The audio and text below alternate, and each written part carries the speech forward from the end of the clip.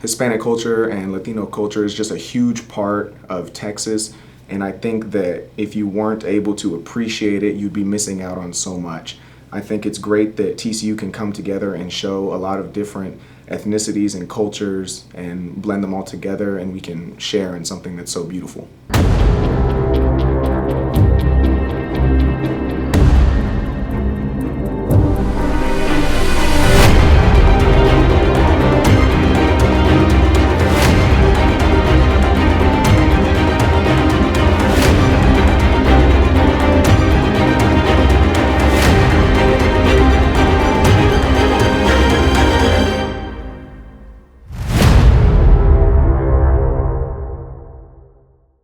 For me, it's an honor that TCU has a Hispanic heritage game. We all that are involved in the game get to represent the Hispanics and Latinos, not only within our city here, but within the state, and all that are involved in the game throughout the United States. We're excited that and grateful that TCU is celebrating.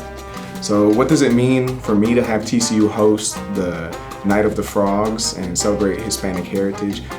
I think it's a big deal because Fort Worth has such a diverse community with a lot of Latinos, a lot of Hispanic culture embedded in our history, and I think since TCU is in the heart of Fort Worth, I just think it's amazing that we have this representation of an amazing and beautiful culture.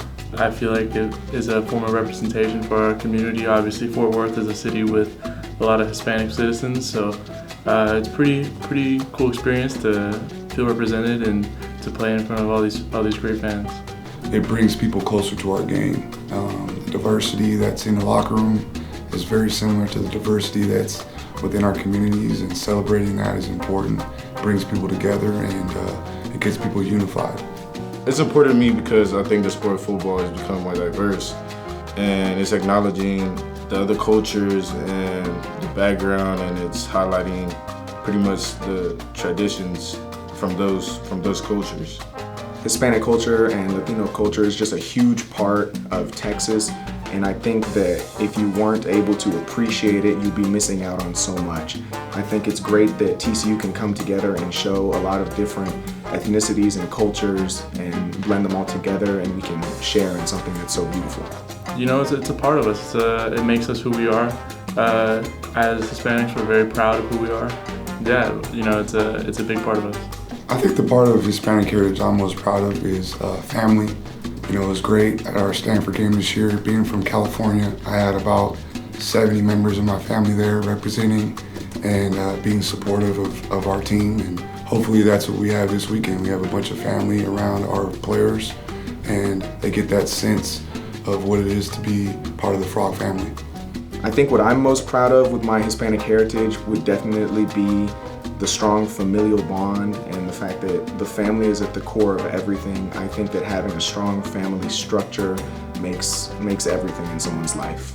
The family values and the work ethic that I was able to be raised in, and learning the value of hard work, discipline, and how to be a great family member and do your part for the family. You know, you got to make something out of nothing at times. You know, you gotta work hard for things and you gotta earn it. Just the hard-working aspect of my family, you know, coming into this country with nothing, and they've been able to build themselves up, and it's, you know, something I really admire, and I feel like that's a common theme you see throughout the Hispanic community is just hard-working individuals. You make a lot of genuine friendships in the midst of it, as well as you're very, very humble about things. It's something that you really can't explain, you just gotta experience it.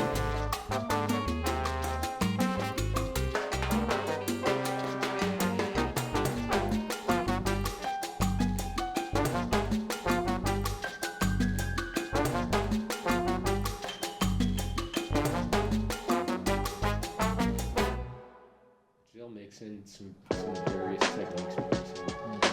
My name is Mark Collum. I've worked with the quarterbacks since I got here. This will be my 10th year coaching college football. And so I've worked with the quarterbacks for 9 of those 10 years.